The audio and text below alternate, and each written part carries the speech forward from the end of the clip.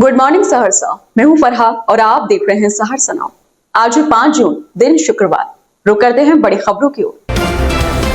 सहरसा में जिलाधिकारी दीपेश कुमार की अध्यक्षता में नगर निकाय क्षेत्रों के विकास और जल जमाव समस्या के समाधान को लेकर महत्वपूर्ण बैठक हुई।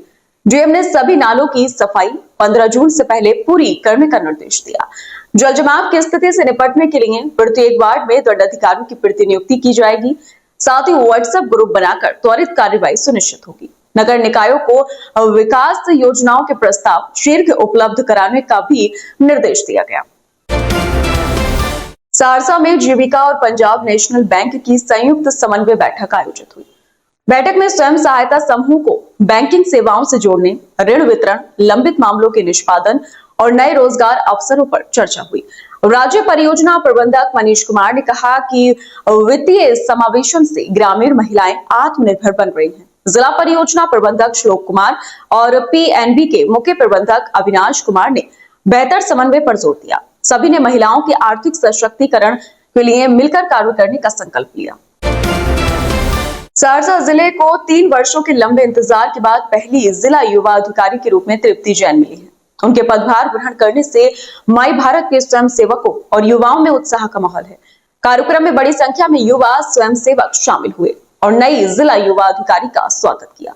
युवाओं ने उम्मीद जताई कि उनके नेतृत्व में रोजगार, कौशल विकास, खेल, शिक्षा और सामाजिक जागरूकता से जुड़े कार्यक्रमों को नई गति मिलेगी तथा जिले के युवाओं को बेहतर अवसर प्राप्त होंगे। सहरसा में जिलाधिकारी दीपेश कुमार की अध्यक्षता में विभिन्न जन कल्याणकारी योजनाओं की समीक्षा बैठक आयोजित की गई। बैठक में सामाजिक सुरक्षा, पेंशन, कबीर अंत्योष्टि, राष्ट्रीय परिवार लाभ और मुख्यमंत्री परिवार लाभ योजना के लंबित मामलों को शीघ्र निष्पादित करने का निर्देश दिया गया। अल्पसंख्यक कल्याण एवं कल्याण विभाग की योजनाओं की भी समीक्षा हुई। डीएम ने मदरसों, आवासीय विद्यालयों और छात्रावासों में साप्ताहिक जांच, परीक्षा तथा खेल गतिविधियों को बढ़ावा देने पर जोर दिया। सहरसा के सौर बाजार प्रखंड अंतर्गत चंदोर पूर्वी पंचायत में सरकार भवन जाने वाली सड़क निर्माण के कुछ ही महीनों बाद जर्जर हो गई है।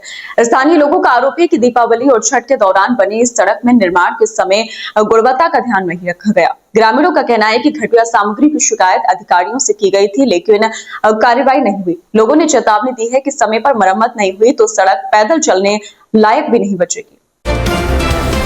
सहरसा जिले के बनवाईझरी थाना क्षेत्र के खुरेसान गांव में आपसी विवाद के दौरान हुई मारपीट में एक दंपति गंभीर रूप से घायल हो गया। घायल भूपेंद्र सादा और उनकी पत्नी सावित्री देवी का इलाज सदर अस्पताल सहरसा में चल रहा है। पीड़ित पक्ष ने वार्ड सदस्य और उनके समर्थकों पर लाठी डंडे तथा लोहे की रॉड से हमला करने का आरोप लगाया है। पुलिस ने मामला दर्ज कर जांच शुरू कर दी है और दोषियों पर कार्रवाई की बात कही है। सहरसा के सौर बाजार प्रखंड में बिहार सरकार की महत्वाकांक्षी खेल मैदान योजना सवालों के घेरे में है। कई पंचायतों में लाखों रुपए की लागत से बने खेल मैदान उपयोग के अभाव में बदहाल पड़े हैं। ग्रामीणों का कहना है कि योजना की शुरुआत तो जोरों शोरों से हुई, लेकिन अब मैदान धूल फाक रहे हैं। लोगों का आरोप है कि सरकार का खर्च आम जनता के काम नहीं आ रहा। स्थानीय नागरिकों ने खेल मैदानों के बेहतर उपयोग और रखरखाव की मांग की है। सहरसा के सौर बाजार स्थित वीर बजरंग एचपी गैस एजेंसी पर उपभोक्ताओं ने मनमानी और अनियमितता के गंभीर आरोप लगाए हैं। लोगों का कहना है कि होम डिलीवरी का दावा करने वाली एजेंसी परिसर में ही गैस सिलेंडर बांट रही है, जिससे उपभोक्ताओं को घंटों धूप में लाइन लगानी पड़ती है। कुछ उपभोक्ताओं ने अनुचित व्यवहार का भी आरोप लगाया है। मामले को लेकर लोगों में नाराजगी है और वे प्रशासन से जांच कर उचित कार्रवाई की मांग कर रहे हैं। सहरसा के कंधार सूर्य मंदिर परिसर में पर्यावरण दिवस की पूर्व संध्या पर शिव शिष्यों ने वृक्षारोपण और आध्यात्मिक परिचर्चा का आयोजन किया। कार्यक्रम को संबोधित करते हुए शिव शिष्य भाई परमेश्वर ने कहा कि साहब श्री हरिंद्रानंद जी की प्रेरणा से पिछले 1 दशक में लाखों पौधे लगाए गए हैं, जिससे पर्यावरण संरक्षण को बल मिला है। उन्होंने समाज में महिला सशक्तिकरण, पारिवारिक सामंजस्य और सामाजिक सुधार में शिव शिष्यता की भूमिका को भी महत्वपूर्ण बताया। सहरसा स्टेडियम में प्रशिक्षण प्राप्त कर रहे 5 एथलीट खिलाड़ियों का भारतीय सेना में चयन हुआ है। चयनित खिलाड़ी लंबे समय से 800 और 1500 मीटर दौड़ में उत्कृष्ट प्रदर्शन कर रहे थे। खिलाड़ियों की इस सफलता पर जिला एथलेटिक्स संघ, कोसी स्पोर्ट्स अकेडमी और परिजनों में खुशी का माहौल है। अभी के लिए इतना ही। सहरसा की तमाम खबरों के साथ बने रहने के लिए देखते रहिए सहरसा नाउ। और अगर आप यूट्यूब के माध्यम से देख रहे हैं तो चैनल को सब्सक्राइब करना और फेसबुक के माध्यम से देख रहे हैं तो फॉलो करना ना भूलें। धन्यवाद।